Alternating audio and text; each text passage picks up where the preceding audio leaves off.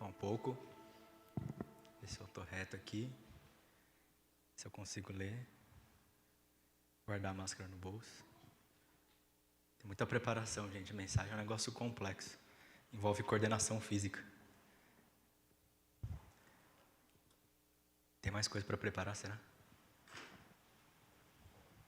Eu estou enrolando de propósito, porque eu percebi que, às vezes, eu fico muito absorto em preparações exageradas, e se eu continuar me preparando o tempo todo, eu não vou começar a pregar nunca.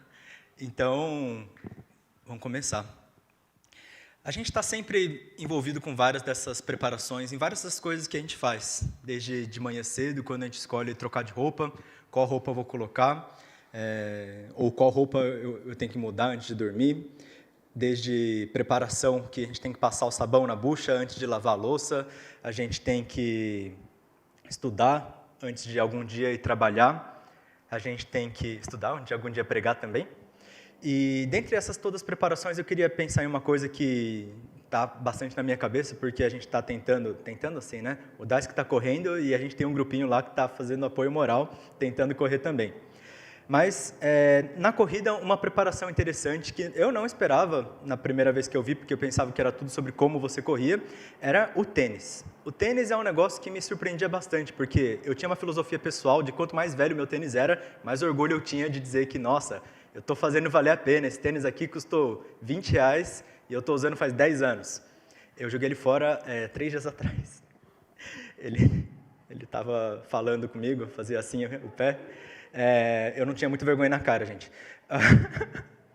Mas eu já tentei correr com aquele tênis uma vez e eu percebi que mudou por completo. Aí eu entendi um pouco melhor o que a preparação significava. Porque existem os tais tênis de corrida, que eles são até mais leves, eles têm uma elasticidade, eles têm um amortecimento especial.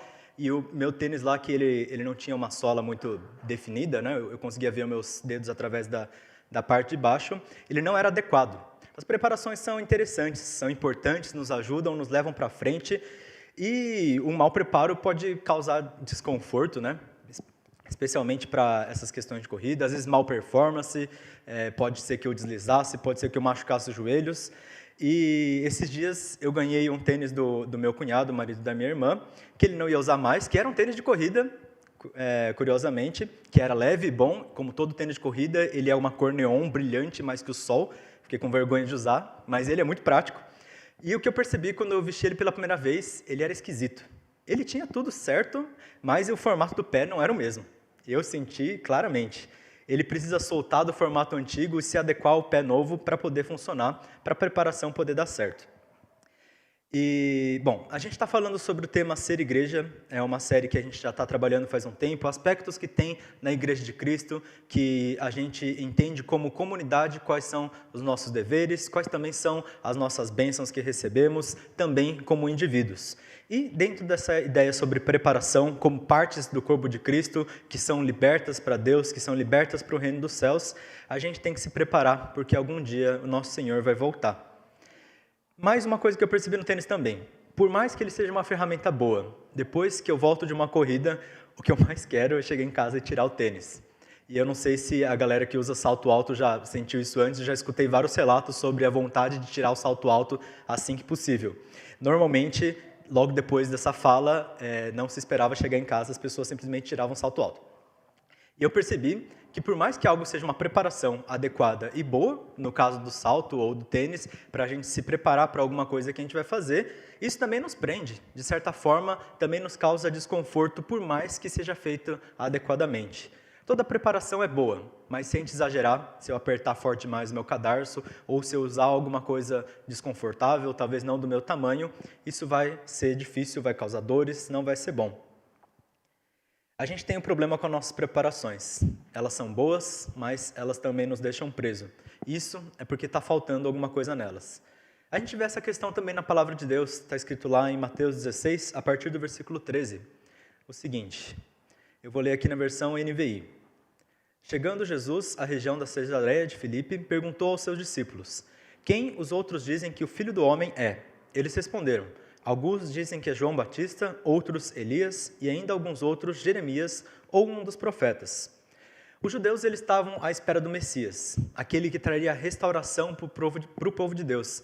Eles já tinham passado por várias das dificuldades, vários sofrimentos. Historicamente, se a gente for ler a história de Israel, é basicamente passar por perrengue e Deus salva eles. E daí eles passam por mais perrengue e Deus salva eles. Então, mais uma vez, tinha sido profetizado, tinha sido prometido da parte de Deus que ele iria trazer um restaurador, dessa vez não temporariamente. De forma definitiva, eles iriam ser restaurados como nação, como povo que pertence a Deus. Não simplesmente a situação que eles estavam, mas eles mesmos seriam restaurados. E para isso, eles precisavam se preparar. Aquela profecia já tinha sido dada centenas de anos antes, e na época que Jesus chegou, eles ainda estavam em preparação. Algumas das pessoas que estavam lá naquele momento que falavam essas respostas diferentes sobre quem Jesus era, uns deles se prendiam na sua preparação, se prendiam às leis, os fariseus. Outros tentavam se preparar e por causa disso eles se prendiam a um zelo nacionalista, como os zelotes. Alguns tentavam se preparar se prendendo ao sacerdócio, os saduceus. Alguns tentavam se preparar se prendendo ao isolamento, os essênios. Todas essas preparações eram intenções boas, iniciativas boas de se preparar a chegada do Messias.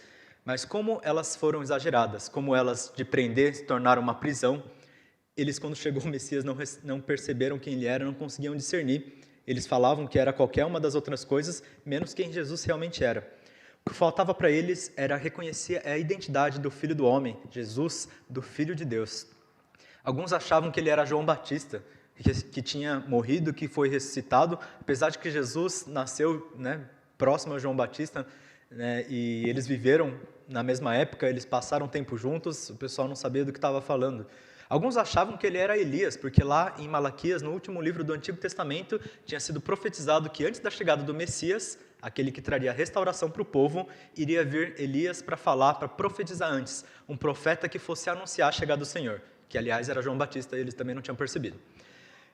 Não era Jesus. Outros tentavam dizer, não, ele é Jeremias. Jeremias, um dos maiores profetas, junto com Isaías, porque ele tinha acusações proféticas que pesavam para o pessoal no seu proceder, nas suas incoerências em relação à lei, em relação a outras práticas. Jesus realmente tinha esse caráter profético, mas ele não era apenas isso. Jesus não era definido por um profeta, um nome de um profeta ou outros nomes. A única coisa que poderia definir Jesus era a sua relação com Deus, o ser próprio de ser Deus. E disso eu fico pensando, como que a gente tem vivido nossas vidas? Como que tem sido para vocês?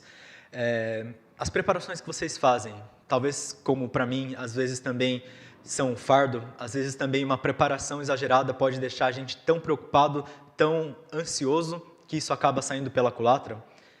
Talvez tenha alguém que está assistindo que ainda não crê em Jesus e qualquer preparação, qualquer estresse é um fardo. E eu vou te dizer então um ponto de partida, uma possibilidade, é Jesus que dá a vida, que vai trazer abertura para isso. Mas para aqueles dentre nós que caminham com Cristo, também podem ficar absortos em preparação, especialmente porque estamos esperando para o retorno dele, estamos vivendo como igreja santa, estamos sendo igreja, e nessa preparação, alguns talvez possam estar sofrendo, tentando entender quais são os seus dons espirituais que Deus tem nos dado, que Deus manifesta no meio de nós através do seu Espírito Santo, dons naturais, como desenvolver meus talentos, que profissão eu vou fazer, ou mesmo como eu vou servir no ministério da igreja. Às vezes parece que nenhum ministério encaixa com o que eu sou bom, e isso pode levar a duras angústias, a duros momentos de confusão, de ficar perdido, e se é um fardo, não é bom. Tem gente que trabalha tanto que perde Jesus do alvo, que não consegue mais saber por que está trabalhando, se esforça, e isso é mais uma dor do que glória e bênçãos. Se tem algo na sua vida cristã que te pesa, memoriza isso, se você esquecer todo o resto. Se tem algo na sua vida cristã que te pesa, tem algo muito errado ali. A vida com Jesus, olha só a palavra do Theo, a vida com Jesus é leve, ela é boa demais. Quem ainda não assistiu a série dos devocionais, assiste lá, esse daí foi bênção, você vai ver palavra de Deus para a sua vida. Mas se tem algo errado na sua vida cristã, e se isso te pesa, você tem que repensar. Não está errado algo com Cristo, está errado algo no seu procedimento.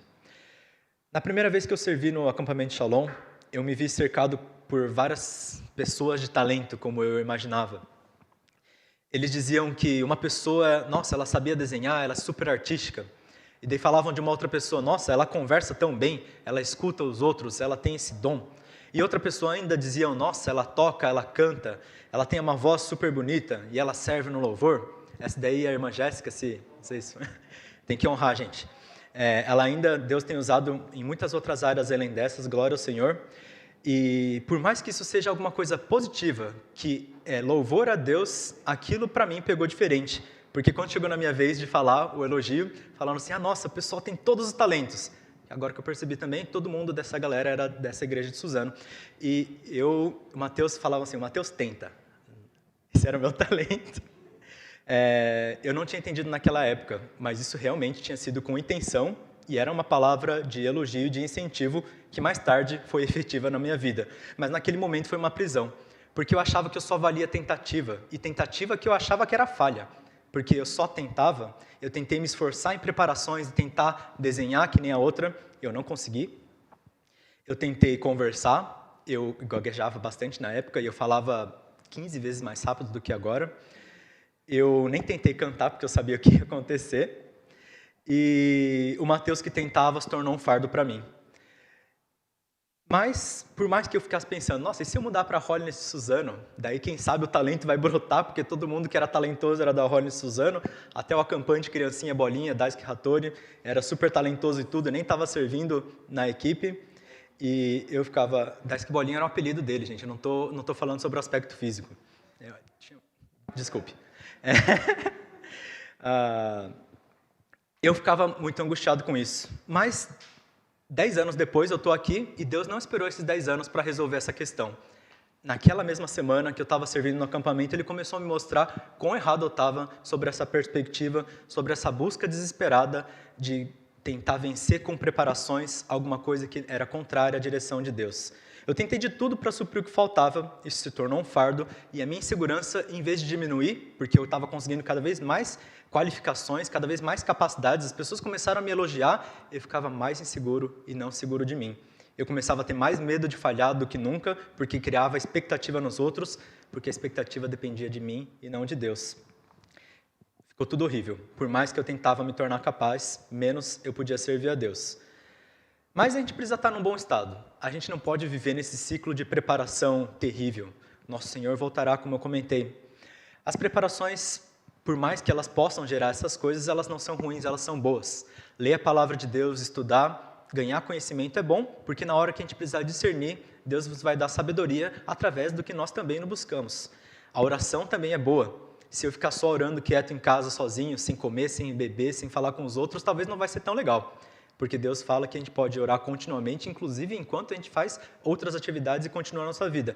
A oração é boa, gera crescimento, mas a gente não pode ser exagerado. Amarrar os cadarços fortes demais que impeçam a gente de correr, colocar saltos que tenham a ponta de formatos geométricos desconhecidos que vão fazer o pé sangrar, às vezes talvez não é tão adequado. O jeito certo de se preparar como comunidade de Cristo é o quanto é adequado para a adoração dele. A preparação não é um fim em si mesmo, mas ela visa adoração a Deus, ela visa edificação da igreja, bênção, ela visa a proclamação do Evangelho. A gente não pode deixar que o preparo seja algo que nos prenda. O texto lá de Mateus continua dizendo o seguinte, no versículo 15. E vocês, perguntou ele, quem vocês dizem que eu sou? Simão Pedro respondeu, tu és o Cristo, o Filho do Deus vivo. Respondeu Jesus, feliz é você, Simão, filho de Jonas, porque isso não foi revelado a você por carne ou sangue, mas pelo meu Pai que está nos céus. A solução se apresenta sozinha, por revelação do próprio Deus. O primeiro discípulo, Pedro, reconheceu lá atrás qual era a verdadeira identidade de Jesus, e depois dele, muitos outros, e até hoje, nós também reconhecemos. E a reação de Jesus sobre o que ele falou foi a seguinte, no versículo 18. E eu digo que você é Pedro, e sobre essa pedra edificarei a minha igreja, e as portas do Hades não poderão vencê-la. Eu darei a você as chaves do reino dos céus, o que você ligar na terra será ligado aos céus, e o que você desligar na terra será desligado nos céus. A partir do que Pedro disse, Jesus construiu sua igreja. Vencidas as trevas, nós somos agora a comunidade santa, podemos adorar adequadamente a Deus, tendo em vista a sua identidade. E ainda mais do que isso, Jesus também deu autoridade. Essa palavra-chave indica a autoridade que ele deu não só a Pedro, mas também aos outros discípulos que depois também reconheceram Jesus, e também a nós, a igreja, recebemos dessa autoridade dele. Autoridade para ligar e autoridade para desligar. E eu vou confessar que eu tive muita confusão ao longo dos anos sobre esses termos, então eu vou fazer uma explicação aqui bem breve, um parêntese sobre o que significam essas palavras. Esses termos ligar na terra, ligar no céu, desligar na terra, desligar no céu, eram usados pelos professores, pelos mestres da lei na época, para explicar um conceito sobre libertação. Dizendo mais especificamente, o que for ligado significa o que for amarrado, conectado, o que for atado, preso em cadeias na terra, para o céu também estará em prisão. Se você passa por sofrimentos, aqueles que estavam endemoniados, aqueles que estavam em angústias, se fossem ligados, presos, essas coisas também não valeriam no reino dos céus. Se alguém for liberto por Deus, ele também estará liberto nos céus.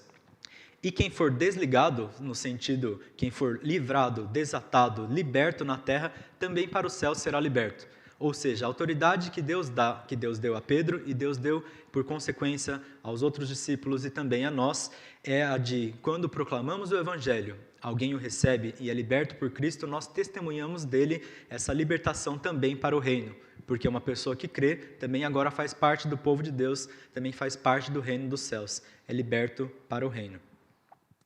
A gente recebeu dessa autoridade Jesus, a gente pode viver o Evangelho, ver Cristo acontecer, prender o inimigo, a gente pode pregar o Evangelho, testemunhar de Cristo, libertar o cativo. Então, qual a melhor preparação que a gente pode fazer como igreja? O reino dos céus ele não é um terreno acidentado, que nem eu encontro quando eu vou tentar correr. A gente pode tirar o tênis. O reino dos céus ele é uma casa acolhedora, talvez não tenha necessidade de usar um salto alto. Assim como Moisés, que tirou as sandálias diante do Deus Santo, a gente também está na presença dele. A gente pode ficar um pouco mais à vontade nesse sentido, que as preparações não sejam impedimentos. Elas ainda são necessárias. Depois de encontrar com Deus, Moisés colocou de novo as suas sandálias e foi até o Egito falar sobre libertação. Se você não sabe qual que é o seu chamado, se você olha para Deus enquanto você serve e você não sabe para onde ir, faz isso mesmo. Continua olhando para Deus, continua servindo, isso será a sua adoração. Importa muito menos a gente conseguir descrever o que a gente consegue fazer e muito mais olhar para Jesus enquanto a gente faz o que a gente faz. Se você não entende seus dons, você precisa lembrar, nós somos libertos por Deus. Não é a minha dúvida ou minha busca desesperada pelo que eu sei fazer que vai me trazer salvação, que vai me ajudar a servir a Deus. Pelo contrário, é reconhecimento de quem Deus é.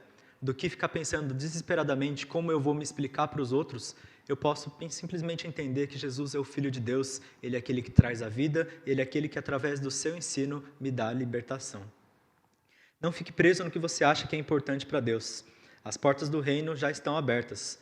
E assim como também diz no Salmo 118, lá no versículo 19. Abram as portas da justiça para mim, pois eu quero entrar para dar graças ao Senhor. O caminho está aberto. Então nós, como Igreja de Cristo, precisamos louvar, vamos ter salvação, vamos servir, vamos pregar o Evangelho, vamos fazer de tudo o que a gente pode fazer, porque agora somos libertos e não presos pelas nossas concepções do que a gente precisa fazer por Deus. Então fica em paz, se tem alguém que também como eu, estava passando por desesperos, no meu caso por comparação, ou talvez outras circunstâncias que te prendem na sua vida no momento. Fica em paz, vamos juntos ficar descalços também no reino dos céus, também viver o que Deus tem para nós. E se tem alguém ainda também assistindo, que não conhece, que não vive em Jesus Cristo, mas se sente preso nas suas rotinas, nas suas dores, que os sapatos das responsabilidades estão muito apertados, então eu te convido a orar conosco. Você pode ser livre em Jesus. Vamos orar? Senhor Deus, só o Senhor é Deus, só o Senhor é santo entre nós. Se tem alguém aí que está orando conosco, que não conhece a Cristo e deseja viver no Senhor, a gente pede que o Senhor possa estar vindo, demonstrando a sua presença na casa onde essa pessoa estiver, na oração, mostrando que ela pode ser livre, para que essa pessoa declare diante do Senhor que crê na tua palavra, se ela crê, ela será libertada. A gente faz esse convite porque a gente também crê, porque a gente também percebe que a vida com o Senhor não é uma vida de preocupações, não é uma vida que as preparações nos gerem ansiedade, mas pelo contrário, liberdade no Senhor. Por favor, nos dá essa paz, nos dá a perspectiva correta, que é olhar no Senhor para vivermos como reino adequadamente, para podermos estar livres para te servir, para te adorar, para proclamar o teu Evangelho. Que a gente possa ter o Senhor em vista e a gente possa estar confortável diante de ti, porque o Senhor voltará e a gente vai ver com cabeça erguida diante do Senhor a tua glória chegar e o Senhor resplandecer sobre nós. Glória seja o teu nome, a gente te agradece porque o Senhor é bom, o Senhor se faz presente entre nós, o Senhor toca nossos corações e transforma nossas vidas. Em nome de Jesus a gente ora. Amém.